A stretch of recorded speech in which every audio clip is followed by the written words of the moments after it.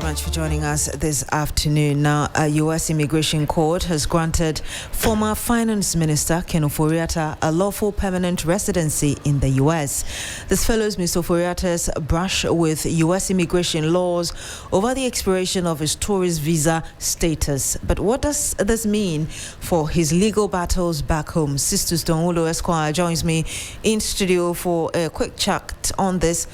Sisters, help us understand what happens next. The communication already out there seems to suggest that this would have some bearing on the extradition proceedings.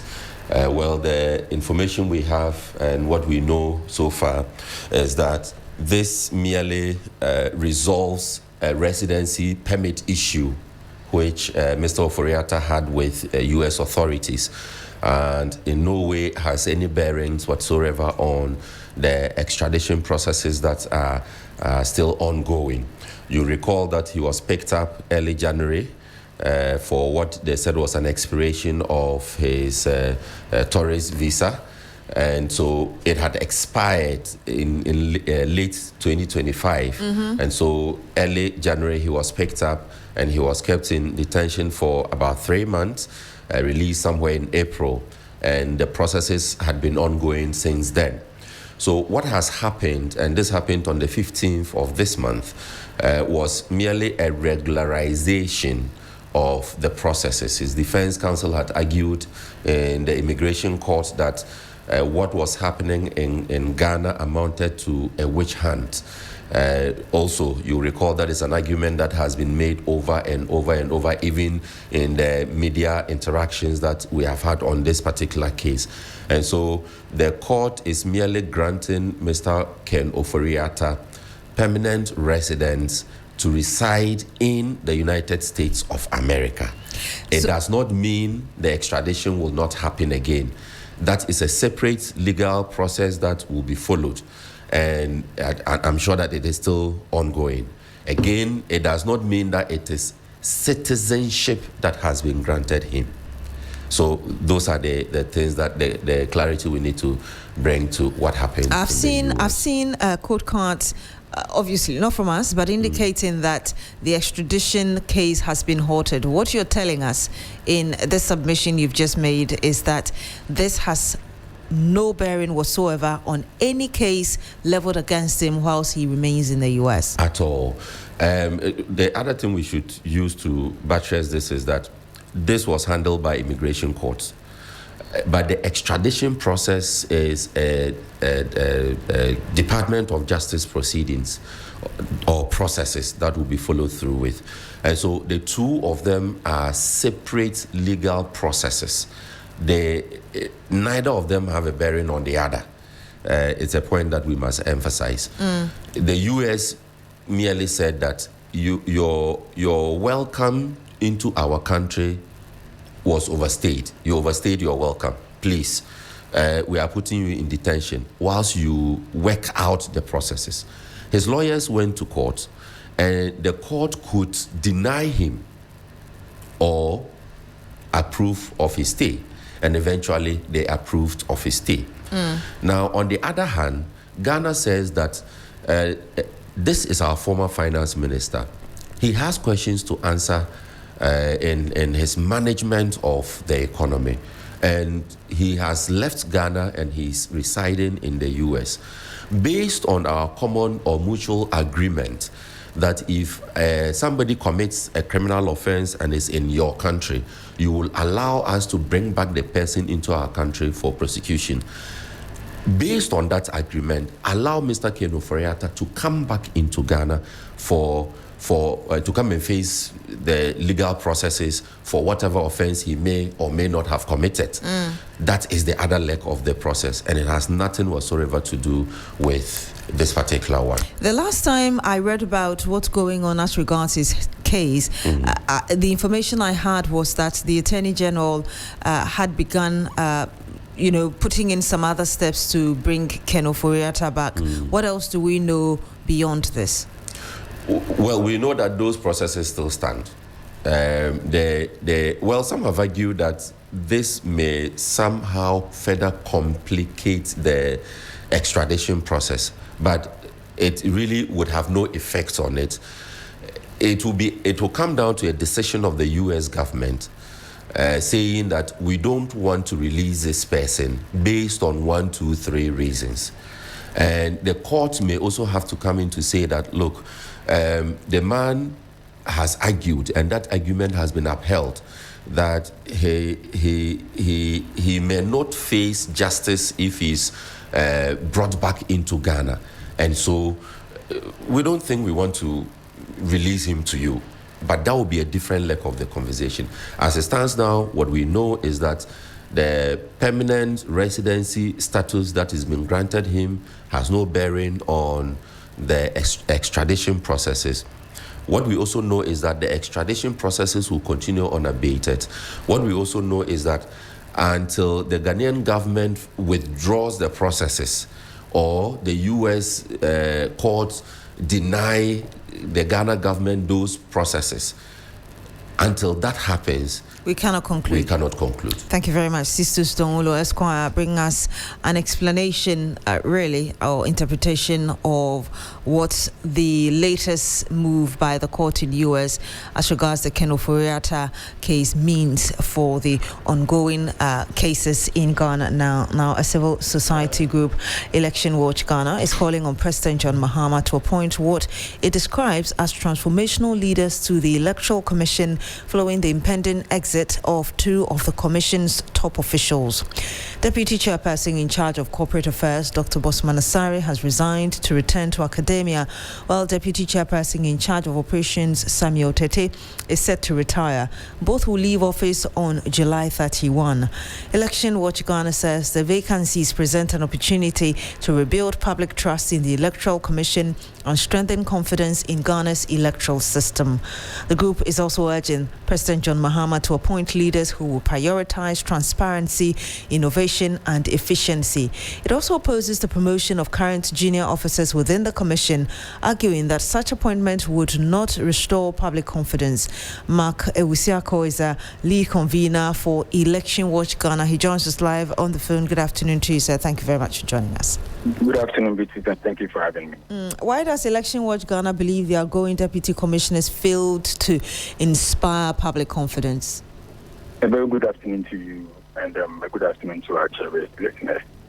I think that we have taken notice, just as our statement indicates, the resignation and retirement of 2 officers of the Electoral Commission. But there is one thing the Information Minister failed to address the people of Ghana, which is there was one other man called Mr. Banubiu who was in charge of electoral services, and he was on retirement. I did not know why the minister could not give us briefings on his retirement. This tells that the vacuum created at the Electoral Commission is not just one person who is Mr. Tete, who is going on retirement, but there are 2 individuals, and so we expect that the government comes back to address the good people of Ghana on that. However, we also what happened in the previous administration or previous leadership of the Electoral Commission, where His Excellency Nana Dankwa Akufo-Addo made appointment that was politically tainted.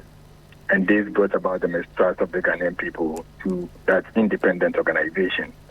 And this is for which reason we are cautioning or urging President Mahama to look at appointing transformational leadership who would bring about transparency, prioritize innovation, and enhance efficiency so that we do not go back to the previous times where we lost credibility and trust in the election management body. We are prioritizing or talking about innovation because political parties are able to employ or get sophisticated IT equipment to coordinate and collate their results in real time. Media houses are able to also put together their data as provisional results and make them public or known to the Ghanaian public in real time. And it's unfortunate that the Electoral Commission is unable to give the Ghanaian people in real time their data that they have collated. So you obviously were not impressed with the work of the exiting commissioners, but what specific qualities are you looking for beyond what you've just told us? Okay, so beyond what we have told you. In fact, we need to enforce and ensure that political parties adhere to the code of conduct and then the political manual that we all use. Unfortunately, this commission did not see to it that political parties adhere to the Political Act, which includes submission of their annual report. This commission could not see to it that political parties were able to do that. And so we expect that whoever is appointed or the new crop of leadership would be transformative enough and ensure that there is strict accountability and adherence to the political parties. One important thing in any organization is continuity. Why are you opposing the promotion of junior commissioners or junior individuals who could be in the position of being promoted to commissioners? Why are you opposing the promotion? Again, this is not new in our governance system. Madam John Mahama and Eric Bosman were not part of the Electoral Commission until their appointment. We have also witnessed the actions of some of the deputies, which we expected that they could have helped its current officers, which is Madam John Mahama and Eric Bosman, to enforce, or in other words, to improve the credibility that the Ghanaian people have for the commission. Unfortunately, they could not do that. And so we do not see any reason why they should be given any opportunity to head such independent organizations. They can remain where they are while the president look out for an independent person who would not be politically tainted. Do you have any profile? Do you have any profile or individual in mind, even as the government begins the search for new commissioners? Well, it lies in the prerogative of the president, who he deems fit. And we, as we speak, are not mentioning any name. But whoever the president is appointing, we expect the person should not be politically affiliated to any political party, especially the NDC, so that we do not go back to history what the former president did. Thank you very much, Mr. Usiako, for speaking to us. I'm most grateful. Michael Usiako is lead convener for Election Watch Ghana. The Ghana Police Service has arrested suspect Michael Mensah, aged 39, for the murder of Innocentia Avinu. The suspect was arrested by the RGP Cyber Vetting and Enforcement Team on 15th June 2026, that's just yesterday, at around 7:15 p.m. at the Pedu Lorry Station, Cape Coast, following sustained intelligence-led operations. Preliminary investigation has revealed that the 11th June 2026, actually on 11th June 2026, at about 6:48 p.m., the suspect, who claims to be a teacher by profession but also works as a driver, picked the deceased from a Yensu Plaza within the University of Cape Coast, a hostel enclave, and took her to Hatchland Beach, where she was last seen. Investigations continue, and any further development will be duly communicated. And that came from a communication earlier from the police service. Now, the Ghana Education Service has interdicted a teacher of Bole Senior High School in the Savannah region following allegations of sexual misconduct involving a student. In a statement issued today, the GES said it had become aware of a video circulating on social media that allegedly depicts inappropriate conduct between the teacher and the student. The service said it had launched an investigation into the matter and has interdicted the teacher pending the outcome of the probe. The statement further said that interdiction is in line with GES's rules and regulations while investigations continue. The Ghana Education Service reiterated its zero-tolerance policy on sexual misconduct and strongly condemned all inappropriate relationships between teachers and students.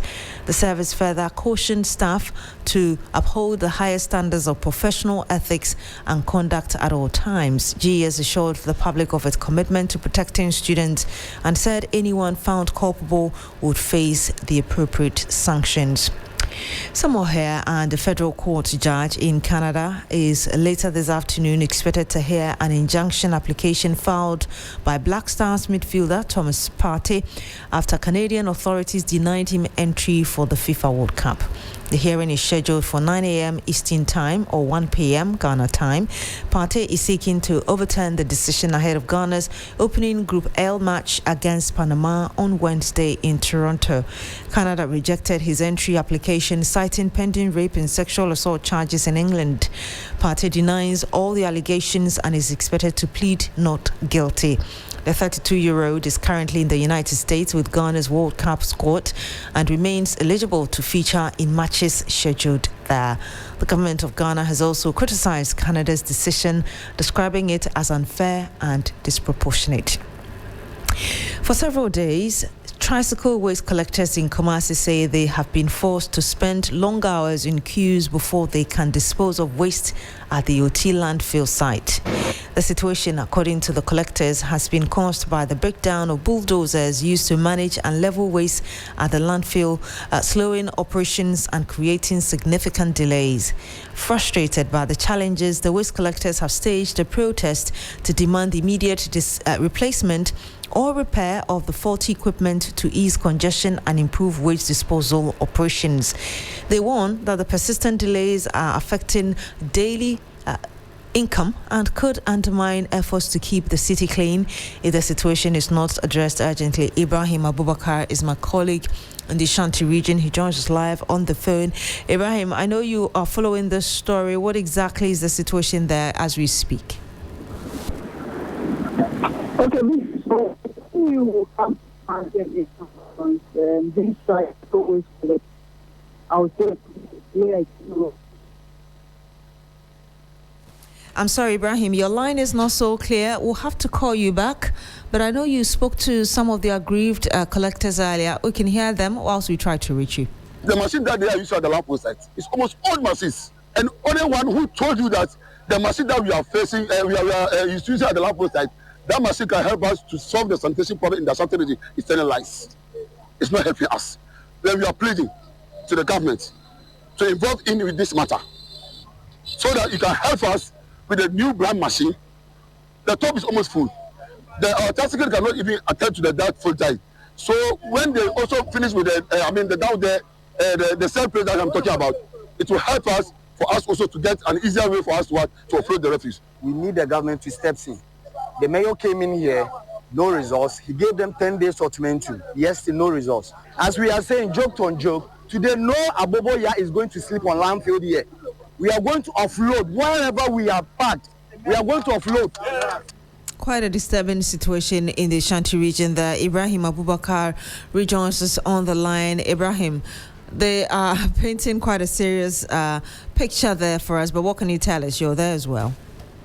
Well, Beatrice, I was saying when you come to Kumasi and its environs, these tricycle waste collectors, I would say play a key role in keeping the city clean because they have to move from home to home, shop to shop, so they collect refuse and bring them to the landfill site.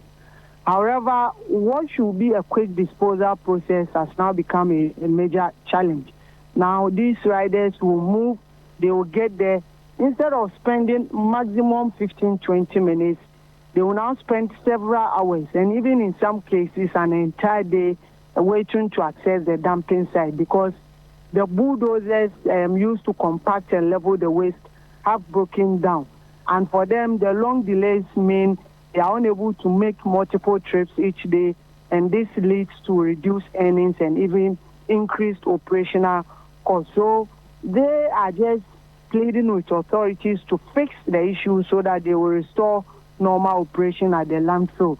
Because there is also another fear, which is that if this situation persists, then it could even encourage indiscriminate dumping of refuse in some drainages and other areas. Now you come from the landfill site to, I would say, more than a kilometer or even two, you realize these tricycles have formed a long queue, and before one will be able to access the dumping site, it will take 5, 6, and even 6 hours or even an entire day. So they are really, really frustrated, and they want authorities to step in as soon as possible. And indeed, already they've threatened they will dump the refuse anywhere if nothing is done about it. But what are city authorities saying? Well, I spoke to the Kumasi Mayor, Richard Ofori Ajimine, And in fact, he has acknowledged the challenges at the OT landfill site. But the explanation he's given is that the facility has already reached its full capacity. And under normal circumstances, should have been closed by now. So, but then the assembly is just trying to do everything possible to get a temporary place whilst efforts are underway to secure an alternative landfill site to serve the metropolis or the people within Kumasi and its enclave. Let's listen to what the mayor, Richard Akosio-Ofori has been telling me. As at now, the place is full. It ought to have been closed by 2019. So we have gone beyond its capacity and its lifespan by 6 years. Yes. And so I sympathize with the people of Uti. What we are taking them through, it's not fair. We're only pleading with them that we have not forgotten about them. We are working so hard around the clock to make sure that we find a solution, relocate it, and then we can bring some sanity to the place. And you heard Richard Ajiman, he's the mayor of Kumasi in the Ashanti region. Ibrahim Abubakar, hopefully is still on the line with us. How are residents reacting to this?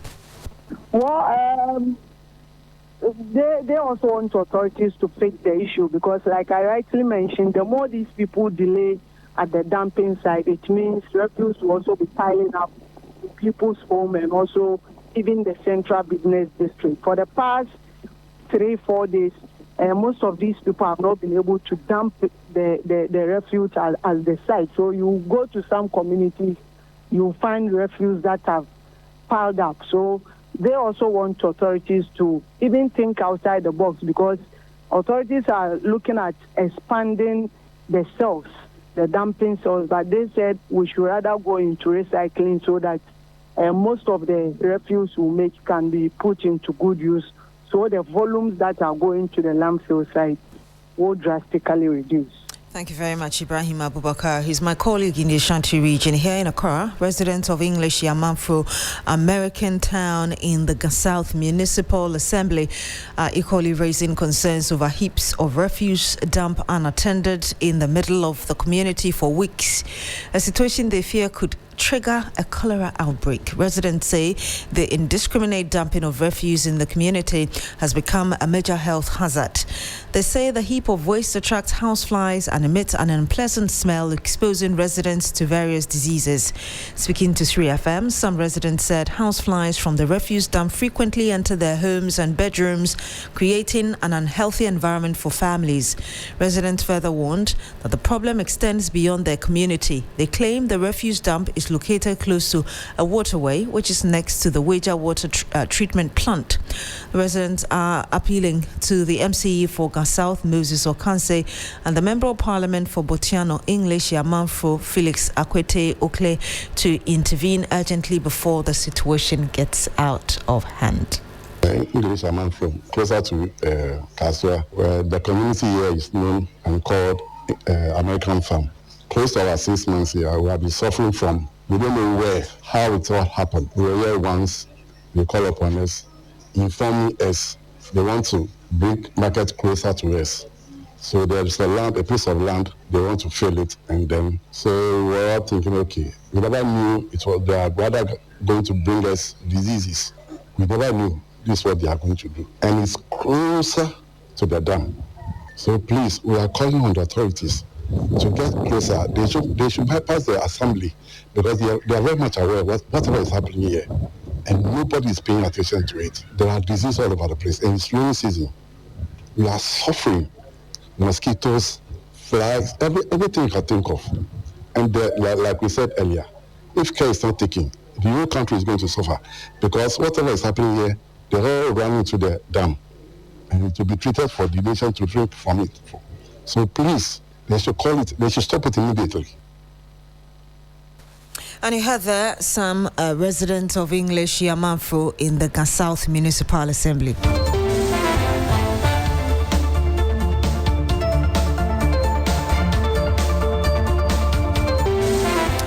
Now, the minority on the Defense and Interior Committee, Parliament has rejected claims that the contractor working on the Afari Military Hospital is owed $85 million, stating that the true amount owed the contractor is only $500,000. Deputy ranking on the committee, Kofi Amankwa Menu, says the 500-bed capacity project is also at an overall completion rate of 98%, crediting the Akufo-Addo government for its massive progress. He contends that $85 million claims are only an attempt to abuse public purse, vowing the minority's readiness to block any such payment. Christian Yale is our man in Parliament. He joins us live on the line. Chris, what more can you tell us? Hi. Christian Yale, what more can you tell us? Yeah, so this is basically a fallout from a post the Deputy Defense Minister, Brigadier Jemfi, had made earlier, indicating that the contractor is demanding payment of some $85 million to be able to complete the project. What it suggests then is that there is a balance that must be given him. Now, the minority on the Defense and Interior Committee is rejecting that claim, indicating that the work that the previous administration has done or did before, handing over power to the current government, the completion rate was at 98% as of January 2025, that we have just 2% left. So one, they are calling on government to ensure the completion of the remaining 2% of works. Again, the main substance or the mainstay of the conference was to address the matter of the debt. Now, they are saying that the contractor is owed only $500,000 and not $85 million. Now, what they see is that government is just making a use of the hospital as a conduit to siphon some $85 million or to embezzle such amount, and they are going to resist such and will ensure that there is that transparency. And so that was basically what the pressure was seeking to do. Now, just somewhere last week, that the minority had wanted to go to undertake an inspection of the facility, which resulted in a scuffle or confrontation with a military officer who was at post at the hospital. And so we hope to see how this is going to be and whether we would have the Deputy Defense Minister also come to defend his claim or respond to what the minority is saying. Thank you very much, Christian Yale, a man in Parliament. President John Mahama has announced the 100 million seed money for the operationalization of the National Research Fund, a dream of late President John Evans Atta Mills. The fund is aimed at supporting innovative research initiatives that address national priorities, enhance scientific capacity, and contribute to sustainable development across all sectors of the economy.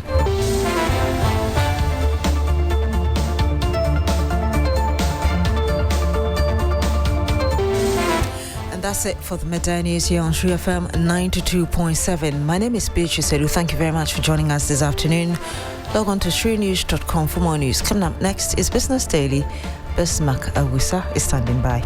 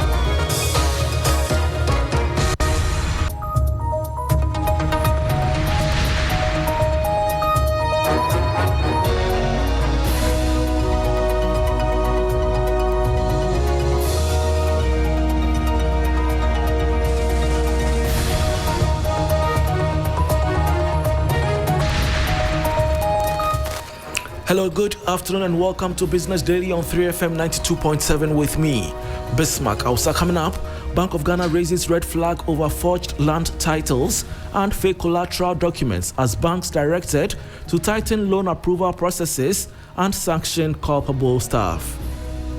Properties have been pledged in some instances without the knowledge of legitimate owners. Ownership documents have been forged and consent letters have been falsified. The implications are very severe. Also ahead, West African cocoa giants Ghana and Cote d'Ivoire unite to reclaim pricing power and protect local farmers. We'll bring you details. Plus, Chamber of Petroleum Consumers Ghana expects fuel prices to return to pre-Middle East tensions levels after US-Iran peace deal.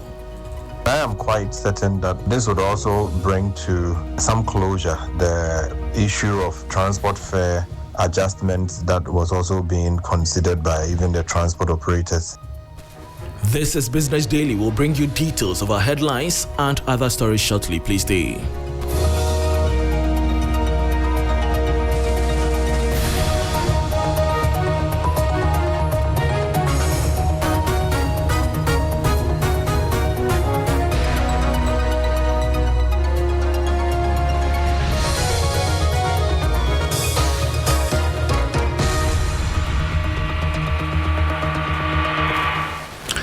Thanks for your company. Now to our very first story.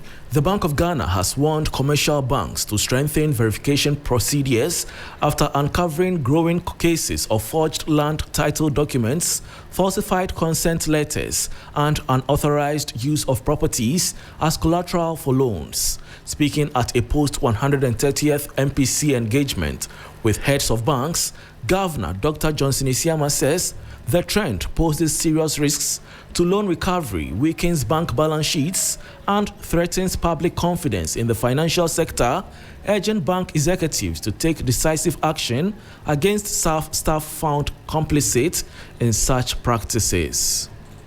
Properties have been pledged in some instances without the knowledge of legitimate owners. Ownership documents have been forged and consent letters have been falsified. The implications are very severe. When collateral cannot be legally enforced, when loan recoveries are compromised, when balance sheets are weakened, and when public confidence is undermined, these are very important issues. I therefore urge all CEOs gathered here, you have to act decisively. You have to help contain this trend. Banks must formalize robust policies governing third-party collateral. You must strengthen due diligence procedures. You must enforce strict verification standards. You must address control weaknesses. And you must take decisive disciplinary action against staff, any staff found culpable in such misconduct. Dr. Johnson Isiama is governor of the Bank of Ghana. Now, the world's largest cocoa producers are moving from a defensive stance to actively shaping the global chocolate market. At the 7th Steering Committee meeting of the Cote d'Ivoire Ghana Cocoa Initiative held in Abidjan, Ghana's Finance Minister Dr. Kasiel Atuforsen called for a fundamental strategic transformation of the industry to secure a fairer share of the global value chain. The following 3 Business News Desk report has the details. Together, Ghana and Cote d'Ivoire control nearly 2/3 of the global raw cocoa supply. Despite this massive market dominance, both economies have historically captured only a tiny fraction of the billions of dollars generated by multinational chocolate brands and processors. Ghana's Finance Minister, Dr. Kasiel Atuforsen, emphasized that deeper systematic policy coordination between Accra and Abidjan is no longer optional. It is a macroeconomic necessity to safeguard their respective nations against severe price volatility and production shocks. The reform agenda explicitly targets long-term supply threats, including devastating disease outbreaks like swollen shoots, severe climate disruptions, and the localized damage of illegal mining on fertile land. Leaders from both sides are pushing to move aggressively past raw bean exports into localized processing, stricter price harmonization, and unified bargaining positions. To solidify this strategic economic alliance, Ghana's President John Mahama and Ivorian President Alassane Ouattara are slated to hold a high-level summit to lock in the political weight required to enforce these regional agricultural changes. And that was a 3 Business News Desk report on Ghana and Cote d'Ivoire united to shake up global cocoa pricing and protect farmers. Moving on, the Chamber of Petroleum Consumers Ghana, COPEC, says fuel prices are expected to return to levels seen before the recent Middle East conflict, following a peace agreement between the United States and Iran. Executive Secretary of COPEC Ghana, Duncan Amoah, added that the development is likely to ease concerns over a possible increase in transport fares after recent fuel price hikes. Global crude prices surged above $100 a barrel during the conflict amid fears of disruptions to oil supplies from the Middle East. But prices have since fallen to the low $80 range after Washington and Tehran reached a peace agreement. COPEC says the decline in crude prices could trigger significant reductions at the pumps in the next pricing window, potentially reversing increases recorded during the conflict. Speaking to 3 Business, Executive Secretary of COPEC, Duncan Amoah, welcomed the development. There is actually a lot of relief reading that the United States, Iran, have come to some peace deal, one that immediately halts all forms of hostilities and again opens the Strait of Hormuz for global oil cargo supply to us to begin from the levels that they were pre-war levels. Duncan Amoah says consumers could soon benefit from lower fuel prices, easing pressure on household budgets and reducing the likelihood of transport fare increases. Here in Ghana, there is also every indication that fuel prices are declining, and for us, some sigh of relief, considering that the past 2 windows we've had to continuously pay a little more at the pumps. And I am quite certain that this would also bring to some closure the issue of transport fare adjustments that was also being considered by even the transport operators. It is likely that fuel prices over the next few weeks would return to some normalcy. And that was a report on COPEC expecting fuel prices to return to pre-Middle East tension levels after US-Iran peace deal. Meanwhile, Ghanaian motorists and other users are set for a substantial relief at the pumps starting Tuesday, June 16, 2026, as nationwide fuel prices are expected to decline sharply for the second pricing window of the month. The anticipated drop across Ghana from today is expected or attributed to declining global crude rates and downward revision of price floors by National Petroleum Authority (NPA). There is more in the following 3 Business News Desk report. Chamber of Oil Marketing Companies, COMAC, projects petrol to lead the decline with a steep reduction of up to 9.31%, potentially bringing the retail price down to about 14 cedis 72 pesos per litre.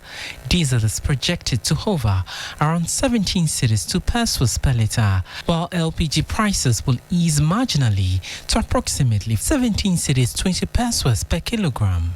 This consumer cushion is further supported by the National Petroleum Authority (NPA), which has slashed the official price floors to 13 cedis 39 pesos for petrol and 15 cedis 11 pesos for diesel. Industry watchers attribute the downward trend to 12% plunge in international crude oil prices, driven by weaker Chinese imports and high U.S. exports. 3 Business notes that the pump relief could have been even more significant if not for a 2.45% depreciation of the cedi against the dollar during the review period.